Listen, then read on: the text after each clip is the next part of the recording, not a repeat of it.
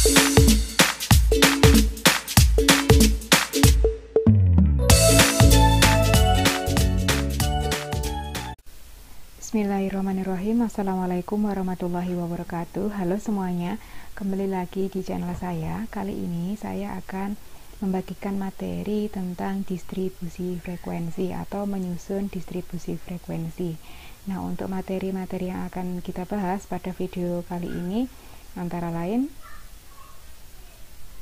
yang pertama, apa itu distribusi frekuensi, kemudian menyusun tabel distribusi frekuensi, kemudian yang ketiga distribusi frekuensi kumulatif, dan yang terakhir adalah histogram, ogive, dan polygon.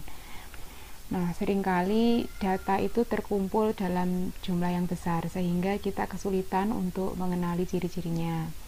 Oleh karena itu, data yang jumlahnya besar perlu ditata dan diorganisir dengan cara meringkas data tersebut ke dalam bentuk kelompok data sehingga mudah untuk dianalisis. Nah, pengelompokan data tersebut dilakukan dengan cara mendistribusikan data dalam kelas atau selang dan menetapkan banyaknya nilai yang termasuk dalam setiap kelas yang kemudian disebut sebagai frekuensi kelas. Nah, suatu pengelompokan data menjadi tabulasi data yang memakai kelas-kelas data dan dikaitkan masing-masing frekuensinya, itulah yang kemudian disebut sebagai distribusi frekuensi. Nah, yang berikutnya kita akan masuk ke bagian kedua, yaitu menyusun tabel distribusi frekuensi. Nah, ada beberapa langkah atau istilah yang perlu diketahui terlebih dahulu sebelum kita menyusun distribusi frekuensi ya. Jadi ini ada beberapa daftar istilah. Yang pertama ada batas bawah dan batas atas kelas. Batas bawah ini adalah nilai terkecil, kemudian batas atas adalah nilai terbesar pada setiap kelas. Kemudian berikutnya ada nilai tengah kelas. Nilai tengah adalah nilai batas atas ditambah batas bawah kemudian dibagi 2. Kemudian yang ketiga itu ada tepi bawah dan tepi atas kelas. Jadi ini ada bedanya ya, yang ini batas bawah, yang ini tepi. Nah, untuk tepi itu batas, kalau yang tepi bawah berarti batas bawah dikurangi 0,5. Kemudian kalau tepi atas itu batas atas ditambah 0,5. Kemudian berikutnya ada lebar atau panjang kelas. Kadang ada yang menyebut lebar, kemudian ada juga yang menyebut sebagai panjang. Simbolnya ada yang I, ada yang P, mana aja bisa ya. Jadi untuk panjang kelas ini merupakan selisih antara tepi atas dan tepi bawah kelas. Kemudian langkah-langkah untuk menyusun tabel distribusi frekuensi itu ada beberapa cara. Yang pertama, langkah pertama kita harus menentukan nilai maksimum, nilai minimum, dan jangkauan ya. Ini jangkauan. Jadi menentukan nilai maksimum. Nilai maksimum adalah nilai terbesar data, kemudian nilai minimum berarti nilai terkecil data. Kemudian kita mencari jangkauan dengan mencari selisih nilai maksimum dan minimum. Kemudian yang kedua, kita mencari banyaknya kelas. Banyak kelas ini kita menggunakan rumus ini ya. K sama dengan 1 ditambah 3,3 log N, dengan K adalah banyak kelas dan N adalah banyaknya data. Kemudian yang langkah berikutnya, langkah ketiga, kita menemukan panjang kelas. I ya, I sama dengan R dibagi K. R tadi adalah ring atau jangkauan, kemudian K nya adalah banyak kelas. Kemudian yang keempat itu kita menentukan batas bawah dan atas kelas pertama. Jadi batas bawah kelas ditentukan dengan melihat nilai minimum, sedangkan batas atas diperoleh dengan menambahkan batas bawah kelas dengan panjang kelas. Jadi nanti untuk batas bawah kelas ini kita lihatnya berdasarkan nilai minimumnya berapa. Nanti ada beberapa alternatif tergantung nanti nilai maksimumnya berapa. Jadi nanti teman-teman akan mengetahui gimana cara mencari batas bawah ketika kita sudah masuk ke contoh soalnya. Kemudian yang kelima, setelah keempat langkah ini selesai, kita masuk ke langkah yang terakhir, yaitu menentukan frekuensi masing-masing kelas. Jadi nanti kita secara manual menentukan berapa nilai frekuensi masing-masing kelas dengan menggunakan turus. Nah, untuk lebih mudahnya kita akan langsung masuk ke contoh. Jadi saya punya data seperti ini, data hasil ujian mata kuliah pengantar statistik ekonomi bisnis dari 60 mahasiswa. Ini ya datanya masih seperti ini. Kemudian akan dibuat tabel distribusi frekuensi dengan langkah-langkah sebagai berikut. Jadi tadi langkah yang pertama itu kita menentukan nilai maksimum dan minimum, kemudian jangkauannya. Nah, yang pertama kita mencari nilai max, kemudian nilai minnya berapa dulu. Nah, maxnya kalau ini sudah teman-teman urutkan, sebenarnya ini langkahnya kita urutkan datanya dulu ya, dari yang terkecil sampai yang terbesar. Nanti akan ketahuan yang terkecil itu yang mana, yang terbesar mana. Nah, yang maksimum kalau data ini adalah 98. Ini 98, kemudian yang minimum itu 10 ya. Ini 10 berarti untuk jangkauannya atau ringnya itu maksimum dikurangi minimumnya 98 dikurangi 10, nilainya 88. Ini untuk langkah yang pertama. Kemudian langkah yang kedua kita menentukan banyaknya kelas. Tadi banyak kelas menggunakan rumus K sama dengan 1 ditambah 3,3 log N. Nah, ini 1 ditambah 3,3 log N nya tadi banyak kelasnya, banyak datanya ada 60, jadi ini log 60. Nah, log 60 ini kita cari menggunakan kalkulator ya. 1 ditambah 3,3 kemudian dikalikan log 60 itu 1,78. Nah, jangan lupa ini kita kalikan dulu baru dijumlah, jangan ini dijumlah baru dikalikan ya. Jadi ini dikalikan dulu baru dijumlah. Nah, ini hasilnya 6,87. Nah, ini kita bulatkan aja ke atas, hasilnya 7. Jadi nanti banyaknya kelas untuk tabel distribusi frekuensi itu ada 7 kelas. Nah, setelah ini kita masuk ke langkah yang ketiga. Langkah ketiga itu menentukan lebar kelas atau panjang kelas, I ya. Tadi rumusnya R per K. R nya ketemu 88, kemudian untuk K nya itu 7. Ini 88 dibagi 7 itu 12,57. Ini kita bulatkan lagi 13 ya. Jadi nanti untuk panjang kelasnya atau intervalnya itu 3. Nah, selanjutnya kita akan menentukan yang keempat adalah menentukan batas bawah kelas pertama. Nah, untuk batas bawah ini itu bisa kita tentukan dengan melihat nilai minimumnya berapa. Jadi nilai minimumnya kalau di sini tadi adalah 10. Nah, untuk batas bawah kelas pertama itu bisa kita mulai dari minimumnya berapa? 10, berarti kita bisa mulai dari 10. Tapi juga bisa kita mulai dari angka sebelum 10. Angka sebelum 10 itu ada 9, ada 8. Tapi tidak boleh angka di atasnya 10, 11, 12 ini tidak boleh. Harus angka di bawahnya 10, jadi mulai dari 10, 9, 8. Nah, dengan beberapa alternatif ini nanti kita lihat batas atas kelas terakhir itu maksimal, ini ya kan tadi batas atasnya 98. Berarti nanti itu yang terakhir itu paling enggak sampai di angka 98 atau di atasnya juga boleh. Enggak boleh di bawahnya 98, misalnya kita cuma sampai 97 itu enggak boleh. Jadi harus 98 ke atas. Nah, kita coba aja dengan alternatif 8, 9, 10. Nanti kita coba mulai dari batas bawah yang 8 ya. Kita mulai dari angka 8, batas bawahnya 8. 8, kemudian kita tambahkan intervalnya 13. Kita menghitungnya mulai dari angka 8 ya. Jadi 8, 9, 10 sampai 13. Berarti itu nanti ini jadi 20. Jadi dihitung ya, 8 sebanyak 13 itu 8 sampai 20 itu kan 13 ya. Kemudian setelah ini kelas kedua ada 21 sampai 21, berarti ngitung lagi mulai dari 21 itu 21, 22, 23, 24, 25 dan seterusnya hingga sampai 13 kali, berarti ini 33. Kemudian setelah 33 ada 34 sampai 46. Kemudian setelah itu ada 47 sampai 59. Jadi ini semuanya intervalnya 13 ya.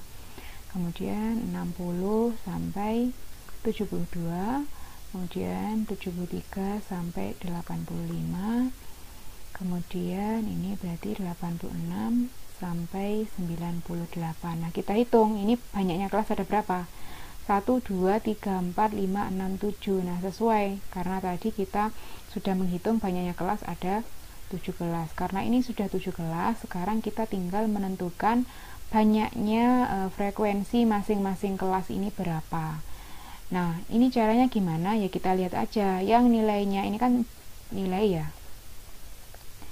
Yang nilainya 8 sampai 20 di sini itu siapa aja?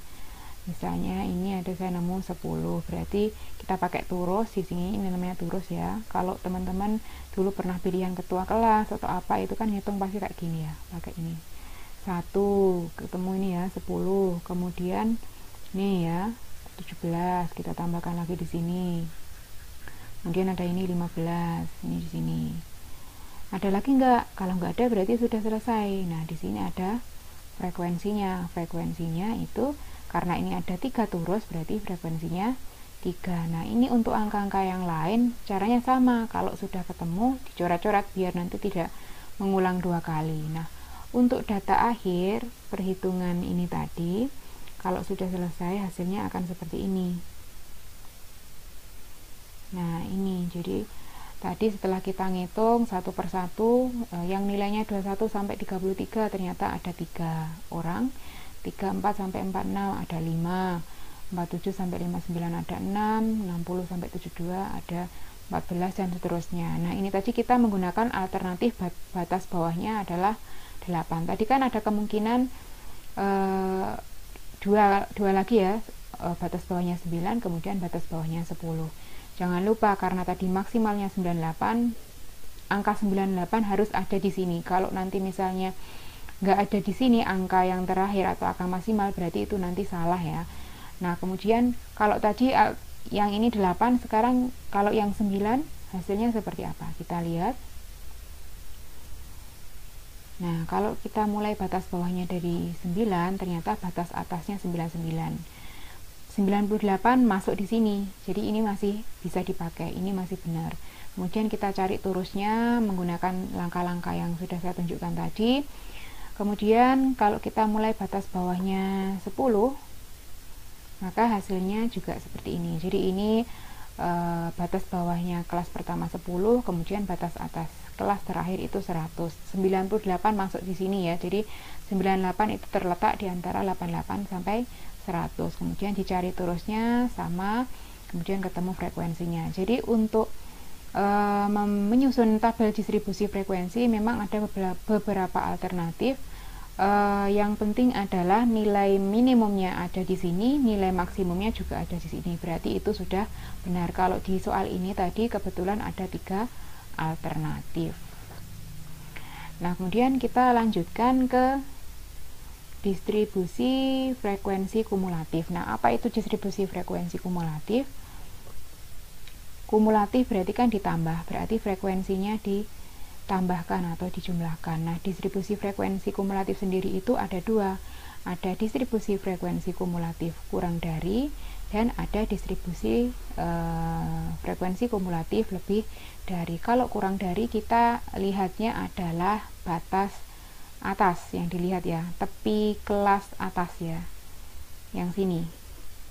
Jadi kurang dari 20,5 karena tepi atasnya tadi kan ditambah 5 ya, berarti 20,5. Kemudian kurang dari 33,5, kurang dari 4 6,5 dan seterusnya. Nah, kita lihat di sini kan frekuensinya untuk kelas pertama tadi 3, kelas 2 3, 5 dan seterusnya. Untuk menyusun distribusi frekuensi kumulatif kurang dari, kita lihat di sini. Kalau nilai mahasiswa yang kurang dari 20,5 itu sebanyak berapa? Sebanyak 3. Berarti kita tulis di sini 3. Kemudian yang kedua, kurang dari 33,5. Berarti nilai mahasiswa yang kurang dari 33,5 itu ada berapa? Kan ada ini 3 sama 3. Berarti 3 tambah 3 6. Kemudian yang ketiga, nilai mahasiswa yang kurang dari 46,5 sebanyak berapa? Ada 3 kan, ada ini kan, ada 3 baris, ada 3 tambah 3 tambah 5 ketemu 11. Jadi ke bawah itu dijumlahkan terus. Jadi ini 3 ditulis pertama di sini 3, kemudian 3 tambah 3 6, kemudian 3 tambah 3 tambah 5 11, kemudian 3 tambah 3 tambah 5 tambah 6 itu 17, kemudian 17 tambah 14 31, 31 ditambah 23 54, 54 ditambah 6 60. Jadi nanti yang pertama itu adalah frekuensi pertama, yang terakhir adalah totalnya frekuensi untuk distribusi frekuensi kumulatif kurang dari. Kenapa Bu ini kok ada di sini kurang dari 7,5? Nah, ini sendiri nanti digunakan untuk menggambar OGIF ya, yang ini yang kurang dari 7,5 berarti kan nggak ada, karena nggak ada mahasiswa yang mendapat nilai kurang dari 7,5. Kemudian untuk distribusi frekuensi lebih dari, kalau yang kurang dari tadi kan menggunakan tepi kelas atas. Nah, kalau yang lebih dari kita menggunakan tepi yang bawah ya. Jadi yang tepi bawah dikurangi 0,5, berarti ini menjadi 7,5. Berarti nilai mahasiswa yang mendapatkan lebih dari 7,5 ada berapa? Nah, kalau lebih dari 7,5 kan berarti semua mahasiswa ada 60 nih, 60 nih ya. Yang nilainya lebih dari 7,5, semua mahasiswa nilainya lebih dari 7,5. Kemudian yang kedua, ini berarti tepi kelas yang bawahnya 20,5, berarti yang nilainya lebih dari 20,5 berarti berapa? Ya kita tinggal ngurangin aja ya, 60, kemudian kita ini harusnya 57 ya, ini 57, jadi 60 langsung dikurangi frekuensi yang pertama, 60 kurangi 3 57, kemudian 57 dikurangi 3 itu 54 ya, ini bukan 55. Kemudian 54 dikurangi 5 49, sudah benar. 49 kurangi 6 43, 43 kurangi 14 29, 29 dikurangi 23 itu 6. 6 kurangi 6 0. Jadi yang terakhir adalah 0, yang pertama itu adalah total frekuensi. Jadi untuk distribusi kumulatif lebih dari itu yang digunakan adalah tepi bawah kelas, berarti ini semuanya dikurangi 0,5.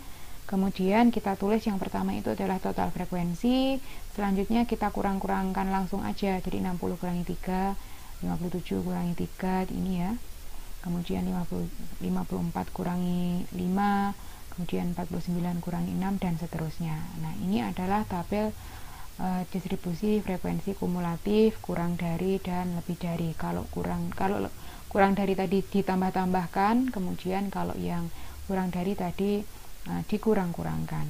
Nah, sekarang kita lanjutkan ke ini histogram, poligon, dan OGIF. Nah, yang histogram ini ya, histogram itu adalah kumpulan batang persegi panjang yang masing-masing mempunyai alas pada sumber datar yang lebarnya sama dengan lebar kelas interval, kemudian tingginya itu sebanding dengan frekuensi kelas. Kemudian untuk poligon ini adalah grafik garis dari frekuensi kelas yang menghubungkan nilai tengah dari tiap kelas pada puncak batang histogram. Kemudian OGIF sendiri merupakan grafik dari distribusi frekuensi kumulatif lebih dari maupun kurang dari. Nah, OGIF sendiri ini disebut juga sebagai poligon frekuensi kumulatif. Nah, untuk menggambar OGIF diperlukan tabel distribusi frekuensi kumulatif yang seperti tadi ya. Nah, untuk contohnya histogram dan poligon, ini datanya kita masih pakai yang tadi ya. Jadi datanya yang tadi, ini data nilai distribusi yang tadi, kemudian kita cari titik tengahnya. Titik tengah itu dengan cara mencari pertengahan interval antara 8 sampai 20 itu di mana. Atau bisa kita mencari dengan cara 8 tambah 20 dibagi 2, berarti ketemu 14. Begitu juga dengan kelas-kelas yang lain, 21 ditambah 33 dibagi 2 ketemu 27. Kemudian ini di sini kita tulis juga tepi kelasnya baik atas maupun bawah, berarti kalau tepi bawah dikurangi 0,5, kalau tepi atas berarti ditambah 0,5. Nah, kemudian kita gambar hasilnya seperti ini. Nah, di sini itu sebenarnya kita bisa nulis pakai tepi kelasnya ya, 7,5, kemudian di sini 20,5, kemudian di sini 33,5 dan seterusnya sampai yang terakhir di sini 98,5, atau bisa kita tulis intervalnya seperti ini juga nggak apa-apa. Nah, yang dinamakan histogram itu adalah tadi ini batang persegi panjang, ini adalah histogramnya. Kemudian yang berupa garis ini menghubungkan titik tengah, ini adalah poligon frekuensi. Poligon frekuensi. Nah, ini untuk histogram dan poligon. Sekarang yang terakhir itu adalah ogive. Nah, untuk ogive sendiri, karena tadi sudah ada tabel distribusi frekuensi kumulatif, baik yang kurang dari maupun lebih dari, kita tinggal menghubungkan ini ya, titik-titiknya aja, nanti akan didapat seperti ini. Jadi, yang warna merah ini adalah yang kurang dari, ini ya. Ketika tepi kelasnya ini 7,5, ternyata frekuensinya 0, ini di sini. 0. Kemudian yang 20,5 ini 3, di sini itu 3. Kemudian di sini ada 6, 11, 17, 31, kemudian ada 54 dan 60. Nah, yang warna hijau ini adalah frekuensi kumulatif lebih dari, berarti saat tepi bawahnya itu 7,5, frekuensinya ini 60. Nah, terus berkurang 57, 54 dan seterusnya sampai sini. Nah, itu tadi untuk materi menyusun tabel distribusi frekuensi kumulatif sampai di histogram, poligon, dan ogive. Semoga bermanfaat. Jika ada pertanyaan silakan disampaikan pada kolom komentar. Saya mohon maaf bila ada kekeliruan dalam penyampaian. Terima kasih. Wassalamualaikum warahmatullahi wabarakatuh.